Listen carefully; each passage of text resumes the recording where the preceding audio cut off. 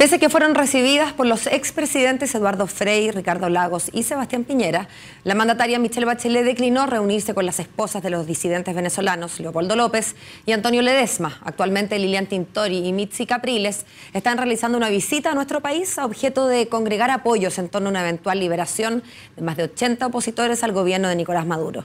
Queremos ahondar más en ese tema y nos acompaña aquí en Mañana en Directo el diputado del Partido Comunista, Daniel Núñez. Diputado, buenos días y gracias por acompañarnos. Gracias a ustedes por la invitación. ¿Qué le parece que la presidenta no reciba a las mujeres de Ledezma y de Capriles?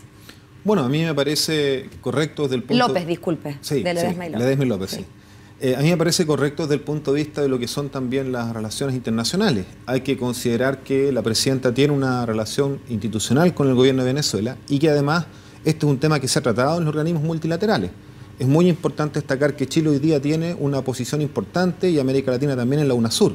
Y la UNASUR justamente se ha ofrecido como garante de un diálogo con el gobierno de Venezuela para intentar disminuir la polarización política y buscar una vía de diálogo entre el gobierno y la oposición. Pero ha sido un fracaso el UNASUR, diputado. O sea, yo creo que es muy importante que esto lo hagamos los latinoamericanos. Yo creo que en el momento en el cual desde fuera de nuestro continente se intentaba regir los destinos de América Latina pasó, y creo que el propio presidente Obama lo dijo. Dijo, ya no va a haber más la mano de Estados Unidos en América Latina. Y yo lo digo porque además tenemos una declaración que en mi opinión es totalmente irracional, donde dice que Venezuela es una alerta o pone en peligro la seguridad nacional de Estados Unidos. Está bien, pero como Estados Unidos contexto, no se mete con nosotros dejemos que esa pelea de ellos sea pelea de ellos. Perfecto, pero a mí me parece que la forma correcta de enfocar este problema es a través de la UNASUR, y que es ahí donde el gobierno chileno debe buscar sus energías, de buscar un diálogo entre la oposición y el gobierno del presidente Maduro, y desde ese punto de vista, evidentemente, es la vía. Lo otro, que la presidenta se involucre hoy día con un sector de la oposición, que es un sector particular de la oposición venezolana, porque Enrique Capriles, que usted lo nombraba, no está en la misma posición de Leopoldo López o Ledezma, creo que no va a ayudar a este proceso de diálogo y evidentemente le restaría autoridad a la presidenta Bachelet y al gobierno de Chile en la UNASUR. Pero por lo lo tanto, curioso, yo respaldo diputado, la posición de no recibir hoy día a las esposas de estos señores Ledezma y López. Lo curioso en todo caso es que si bien la presidenta no los recibe en el Palacio de Gobierno dando una señal, también los recibe en privado el canciller, que no es sino un representante de la presidenta. Entonces al final la idea está... A mí, la idea que queda, o que puede quedar, es que como que estamos quedando bien por aquí y por allá, que la presidenta como que no se atreve a decirle a Maduro, sabe que esto no me gusta. Uno entiende que hay un tema de respeto a la soberanía y a los asuntos internos, pero hay un tema que no tiene fronteras y que es el respeto a los derechos humanos. Mucho se ha dicho que ustedes como comunistas deberían ser los que mejor entienden este tema, dado que fueron perseguidos, no usted es muy joven, pero que fueron perseguidos por la dictadura en Chile. Bueno, imagínese, entonces con mayor razón. Y además Venezuela fue un país muy solidario y muy abierto a recibir a personas que tuvieron que irse o que fueron de frentón exiliadas desde nuestro país. Y entonces cuando llega la hora de la reciprocidad en algún sentido, bueno, eso no se da. Bueno, yo creo que aquí es muy importante clarificar que en Venezuela hubo un expresidente de Chile que hizo una comparación entre Maduro y Pinochet. Yo creo que eso es realmente una desubicación de marca mayor, porque en Venezuela han habido procesos electorales rigurosos.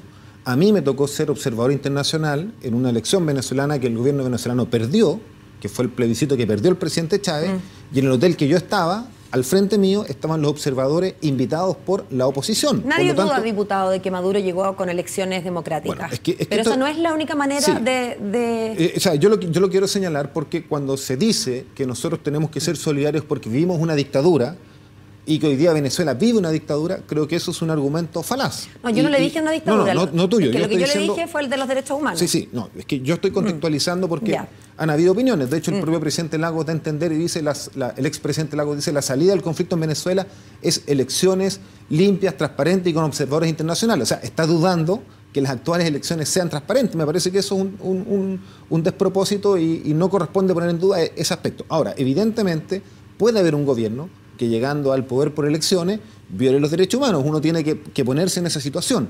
Pero en el caso de Venezuela, lo que yo quiero decir es que tanto el señor López como el señor Ledezma están enjuiciados en un proceso judicial.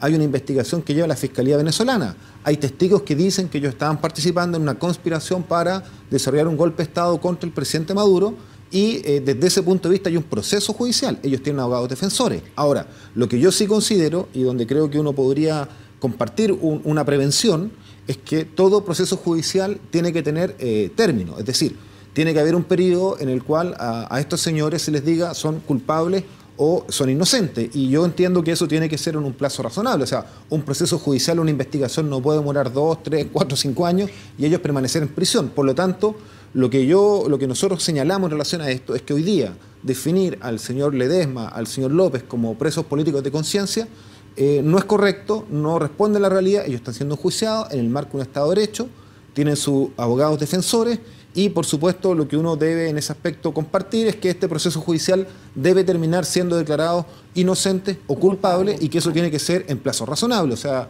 no puede extenderse indefinidamente.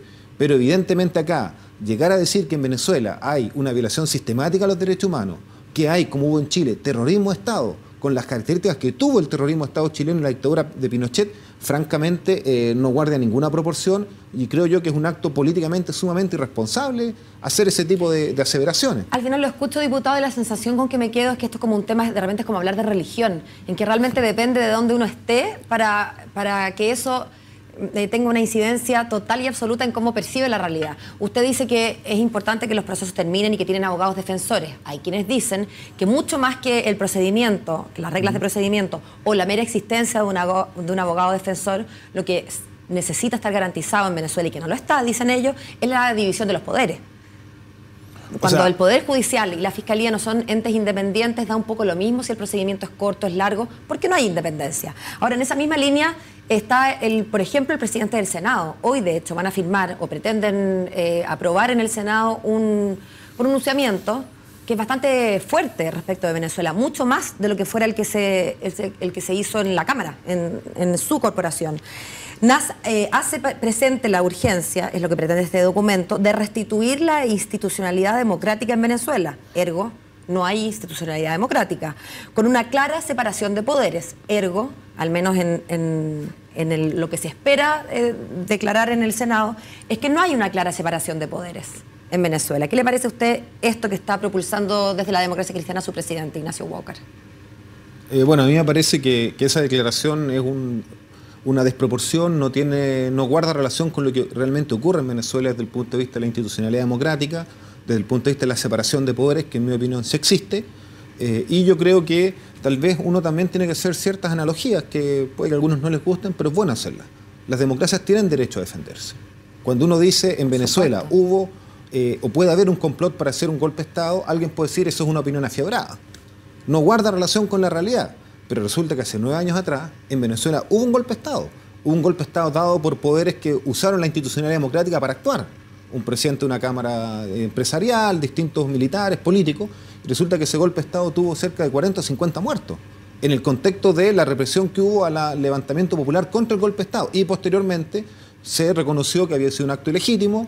Se restituyó en ese momento el presidente Chávez, incluso el gobierno de Chile, yo les pido en ese sentido prudencia a los políticos chilenos que cometieron la torpeza de reconocer un gobierno que llegaba por la vía del golpe de Estado al poder. Bueno, echó pie atrás, bien hecho en ese minuto. Por lo tanto, a mí me parece que este tipo de declaraciones, la verdad que más bien podrían parecer un apoyo a actitudes golpistas hacia la institucionalidad y la democracia venezolana. Yo creo que hay que ser prudente, serio y responsable en lo que uno hace. Porque ese tipo de declaraciones, como usted me la lee con esos contenidos, lo que está llamando es a un intento de desconocer al gobierno actual. Y si se va a desconocer al gobierno actual, al gobierno del presidente Maduro por la vía de la fuerza, vamos a tener una intentona golpista y vamos a tener más muertos, más situaciones de violencia política grave y probablemente en ese contexto ocurran violaciones a los derechos humanos que ninguno quiere que puedan ocurrir en Venezuela. Por lo tanto, ¿es esa la mejor manera que tiene hoy día la política chilena, el Senado, de colaborar a la normalización política y al fin de la polarización? Yo sí creo que nosotros podemos, a través de la UNASUR, buscar un mecanismo de diálogo. Y probablemente hayan situaciones puntuales que en algún minuto, de hecho el propio embajador de Venezuela, cuando nos juntamos, dijo, mira, nosotros reconocemos que, por ejemplo, en la represión han habido casos en que policías han actuado de forma indebida y han asesinado a manifestantes. Pero esos policías están juzgados, están detenidos. Y nosotros en eso vamos a aplicar la ley, nos señaló. Bueno, tal vez tenemos que abrir un debate en esa perspectiva y colaborar para que esta polarización termine, para un entendimiento y una salida política, que solo es por la vía de las elecciones que tienen naturalmente, pero este tipo de declaraciones en ese tono, francamente, más bien lo que ayudan es a la polarización y pueden servir de excusa para actitudes que en general busquen incluso derrotar por la vía de la fuerza o derrocar por la vía de la fuerza al gobierno venezolano, lo que yo creo que es absolutamente improcedente y fuera de cualquier marco democrático. Bueno, vamos a ver qué pasa en el Senado con esto, justo cuando hoy además se cumplen 2 años desde que llegara el presidente Maduro. Muchas gracias, diputado, por acompañarnos. Que tenga un buen día. Gracias, Paola.